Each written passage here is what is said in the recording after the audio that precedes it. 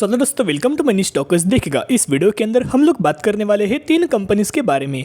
पहले हम लोग बात करने वाले हैं एक कंपनी के अंदर 1:3 रेशियो के अंदर आपको बोनस का बेनिफिट देखने को मिलने वाला है, और बाद में हम लोग बात करेंगे विप्रो के बारे में, और हम लोग बात करने वाले हैं ट्राइडेंट के बारे में, जहां तीनों कंपनी के अंदर important updates as well as हमें इंपॉर्टेंट न्यूज़ निकल के आ रही, वही दोस्तों मैं आपके साथ शेयर करना चाहूँगा। वीडियो को बिल्कुल भी स्किप मत करना, बहुत ही ज़्यादा यूजफुल दोस्तों इन्फॉर्मेशन आप यहाँ मिस कर दोगे। देखिएगा, पहले हम लोग बात करेंगे बोनस रिगार्डिंग। तो एक कंपनी के अंदर 1:3 रेशियो के अंदर आपको बोनस का हमें बेनिफिट देखने को मिलने वाला है, देख सकते हो। जहां अगर आपके पास इस कंपनी के 3 शेयर होंगे तो 3 के बदले 1 एज एक आपको बोनस शेयर दिया जाएगा, और वही एग्जीक्यूशन के बाद हो जाएंगे 4 शेयर। वैसे ही अगर आपके पास इस कंपनी के 6 शेयर अगर होंगे तो 6 के बदले 2 एज अ बोनस शेयर आपको दिया जाएगा, और वही एग्जीक्यूशन के बाद हो जाएंगे 8 शेयर। तो इसी रेशियो के अंदर इसी तरह आपको बोनस का दोस्तों बेनिफिट देखने को मिलने वाला है, जिसके एग्ज डेट 17 अगस्त हमें निकल के आ रही है। तो जो भी लोग 16 अगस्त या फिर इससे पहले कंपनी के अंदर इन्वेस्ट करेंगे वही लोग एलिजिबल हो जाएंगे, और उनको ही 1:3 रेशियो के अंदर बोनस का बेनिफिट देखने को मिल जाएगा। तो दोस्तों बेसिकली कौन सी कंपनी के बारे में बात करें, बेसिकली इसका जो प्राइसिंग है 133 रुपीज़ का हमें कंपनी का प्राइसिंग आपको देखने को मिल रहा है। बहुत ज़्यादा रिस्की कैटेगरी से कंपनी बिलोंग करती है, जिसका मार्केट कैप भी अगर आप देखोगे तो यहाँ 26,000 करोड़ का मार्केट कैप है, यानी कि ये जो कंपनी है हमें लार्ज कैप कैटेगरी से बिलोंग करती हुई देखने को मिल रही है। बिजनेस भी बहुत शानदार तरीके से देखने को मिल रहा है, लेकिन सबसे ज़्यादा दोस्तों इसके अंदर हमें ग्रोथ देखने को नहीं मिल रही। बहुत ऐसे गिने चुने कंपनीज आपको देखने को मिलेंगे, उसके अंदर कोई आपको रिटर्न मिले या ना मिले आपको डिविडेंड का दोस्तों बेनिफिट मिल जाता है। इस कंपनी के अंदर अगर आप इनका डिविडेंड यील्ड देखोगे तो ऑलमोस्ट हमें 11.5% का निकल के आ रहा है, यानी कि अगर आपको इस कंपनी के अंदर 1% का रिटर्न नहीं मिलेगा तो भी चलेगा, फिर भी आपको यहाँ 11.5% के आसपास हर साल कंपनी यहाँ शेयर होल्डर्स को डिविडेंड दोस्तों पे आउट कर देती है। और हम लोग बात कर रहे हैं REC लिमिटेड के बारे में। तो इसी कंपनी के बारे में दोस्तों हम लोग बात कर रहे हैं, जहाँ चार्ट पैटर्न देखिएगा रिस्की कैटेगरी से बिलोंग करते हैं, बहुत ज़्यादा हमें वॉलेटाइल हमें इसका चार्ट पैटर्न आपको देखने को मिल रहा है। तो जिसकी वजह से सिर्फ बोनस मिल रहा है, इसी कारण अगर आप बाइंग करेंगे बिल्कुल भी दोस्तों बाइंग मत करना, स्टडी कीजिएगा, एनालिसिस कीजिएगा, और बाद में अगर आपको लगे कि आने वाले फ्यूचर में ऐसे टाइप की कंपनीज के अंदर मुझे प्रॉफिट मिलता है, मुनाफा मिलता है, रिटर्न मिलेगा, तो भी दोस्तों लॉन्ग टर्म बेसिस के ऊपर आप यह होल्ड करके चल सकते हो। तो दोस्तों अब हम बात करेंगे विप्रो के बारे में। बेसिकली विप्रो की अगर बात करें तो IT सेक्टर से कंपनी बिलोंग करती है, और IT सेक्टर की अगर बात की जाए तो जो भी कंपनी इसके अंदर जा सकती है, यानी कि IT सेक्टर के किन कंपनीज के अंदर हमें बाइंग करने का अभी भी हमें मौका देखने को मिल रहा है। एक तो इन्फोसिस और सेकेंड TCS, दोनों कंपनी के अंदर बहुत शानदार तरीके से दोस्तों मौका है। इन्फोसिस के अंदर अच्छे खासे बेसिस के ऊपर हमें रैली देखने को मिली थी, अभी आपको प्रॉफिट बुकिंग देखने को मिल रही है। तो जिसकी वजह से इन दोनों कंपनीज के अंदर आप बाय ऑन स्ट्रेटेजी अप्लाई करके जरूर लॉन्ग टर्म बेसिस के ऊपर होल्ड कर सकते हैं। क्यों आपको दोस्तों विप्रो के अंदर अभी वेट करना चाहिए, कंपनी बिल्कुल भी अभी अनस्टेबल आपको देखने को मिल रही, कंपनी अभी भी आपको स्टेबल देखने को नहीं मिल रही, कोई हमें ज़्यादा विप्रो के अंदर आपको मूवमेंट देखने को नहीं मिल रही। जैसे कि आपको इन्फोसिस का जो प्राइसिंग था 1400 रुपये की कंपनी ऑलमोस्ट 1600 के ऊपर, यानी कि जो लेवल्स थे 1600 रुपये के लेवल्स के भी ऊपर हमें क्रॉस करते हुए देखने को मिला था, यानी कि अच्छे खासे बेसिस के ऊपर हमें मूवमेंट देखने को मिली थी।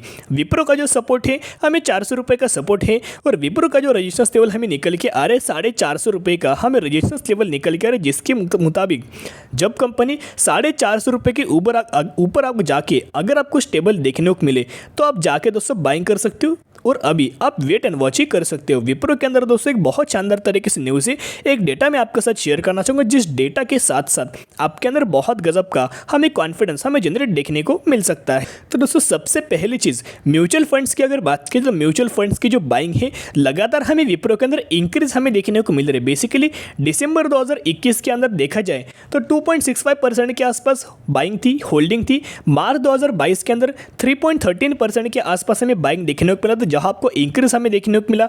और जून 2022 की अगर बात की जाए तो 3.13 से लेकर 3.30 के आसपास हमें बाइंग देखने को मिले, यानी कि अगर आप क्वार्टर ऑन क्वार्टर बेसिस पे अगर आप कंपेयर करेंगे तो यहाँ म्यूचुअल फंड्स की जो बाइंग है लगातार हमें इंक्रीज देखने को मिल रही है। तो दोस्तों अब हम आ चुके म्यूचुअल फंड्स की होल्डिंग के ऊपर। यहाँ एक इंपॉर्टेंट डेटा मैं आपके साथ शेयर करना चाहूँगा, पिछले महीने का डेटा है, जहाँ जुलाई 2022 का नया अपडेटेड मैं आपके साथ डेटा दोस्तों शेयर करना चाहूँगा। बेसिकली अगर आप ये देखोगे तो SBI Nifty 50 ETF as well as SBI का ही S&P BCA BSE Sensex ETF, जो दोनों जो फंड है जिन्होंने जहाँ 1.5% के आसपास और 2% के आसपास हमें बाइंग देखने को मिल चुकी है। As well as SBI SBI का ही हमें लॉन्ग टर्म इक्विटी फंड की अगर बात की जाए 111% के आसपास पिछले से इस बार हमें बाइंग दोस्तों देखने को मिला। सबसे ज़्यादा बाइंग हमें इसी के अंदर आपको एसबीआई लॉन्ग टर्म फंड के अंदर हमें बाइंग दोस्तों देखने को मिला, जिन्होंने विप्रो के अंदर अच्छे खासे बेसिस के ऊपर हमें इन्वेस्टमेंट हमें करते दोस्तों देखने को मिल रहा है। As well as Tata equity PE fund, इनकी अगर बात की जाए तो इन्होंने भी ऑलमोस्ट 118% के आसपास हमें बाइंग देखने को मिला। पिछले से 118% के आसपास हमें बाइंग देखने को मिला है। मैं एक ही पॉइंट आपके साथ शेयर करना चाहूँगा, जो भी दोस्तों अच्छे बड़े ग्रुप के जो म्यूचुअल फंड्स जैसे कि टाटा का जो फंड है उन्होंने बाइंग किया, एसबीआई का जो फंड है उन्होंने भी हमें बाइंग करते हुए देखने को मिला। जितना हमें गिरावट देखने को मिल रही उतने हमें टाटा के फंड ने भी हमें बाइंग करते हुए देखने को मिला। निप्पॉन आप यहाँ देख सकते हो 11 से 12% के आसपास बाइंग देखने को मिला। फिर टाटा के अंदर आपको 20% के आसपास हमें बाइंग देखने को मिला। यानी कि म्यूचुअल फंड्स की अगर देखा जाए तो म्यूचुअल फंड्स किसी भी कंपनी के अंदर इन्वेस्टमेंट नहीं करते, बाइंग नहीं करते, जब तक उनको लगे कि आने वाले फ्यूचर में ऐसे टाइप के कंपनीज के अंदर मुझे मुनाफा देखने को मिलेगा तो ही दोस्तों बाइंग करते ही। इतना पॉइंट आप नोट करके चल सकते हैं। तो दोस्तों बेसिकली अब हम आ चुके हैं नेक्स्ट न्यूज़ के ऊपर। यहाँ date as well as time note कीजिएगा, अभी की ही मैं करंट फ्रेश न्यूज़ आपके साथ शेयर कर रहा हूँ।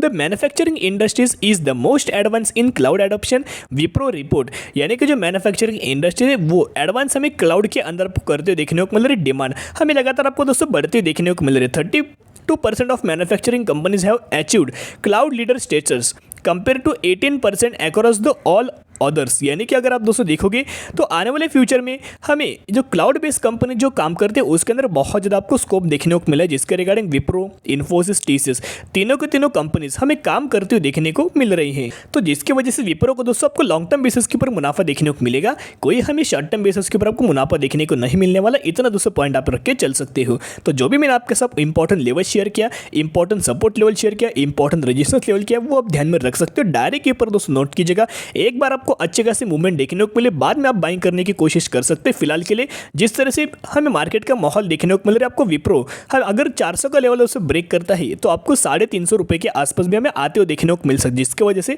आप एक वेट एंड वॉच कर सकते हो। अगर आप बाइंग करना चाहते हो तो इन्फोसिस के अंदर और टीसीएस के अंदर बाइंग करके चल सकते हो।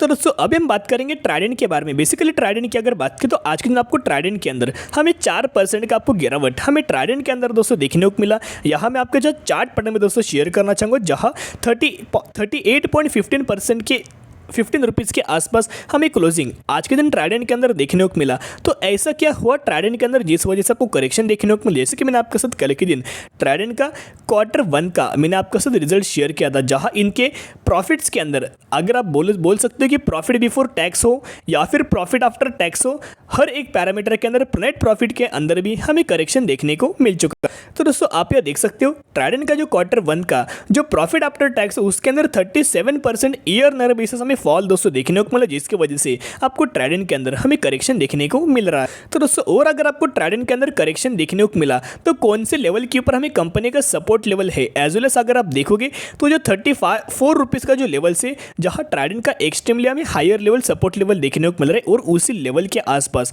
अगर आप देखोगे यहाँ भी हमें ट्राइडेंट का सपोर्ट लेवल देखने को मिल रहा था। यानी कि पहले भी और अभी भी हमें ट्राइडेंट का 34 रुपीज़ का सपोर्ट लेवल देखने को मिल रहा है। एक बार दोस्तों ट्राइडेंट 34 रुपीज़ के भी अगर नीचे इन वर्स्ट कंडीशन अगर आपको जाते हुए देखने को मिला, अगर ये लेवल ब्रेक किया तो 29 रुपीज़ के भी आसपास आपको ट्राइडेंट का हमें प्राइसिंग दोस्तों देखने को मिल सकती है। लेकिन कंपनी अच्छी है, फंडामेंटली हमें स्ट्रॉन्ग निकल के आ रही है, जितना लंबा होल्ड करेंगे उतना गजब का आपको मुनाफा देखने को मिलेगा। सिर्फ यहाँ आपको पेशेंस दिखाना पड़ेगा, पेशेंस रख के आप जरूर ट्राइडेंट के अंदर लॉन्ग टर्म बेसिस के ऊपर दोस्तों होल्ड करके चल सकते हो। तो आपकी नजर तीनों कंपनी के ऊपर रख सकते हो। तो आज के लिए इतनी, अगर आपको वीडियो पसंद है जरूर वीडियो को लाइक शेयर और सब्सक्राइब कर सकते हो। फिर मिलेंगे, बाय।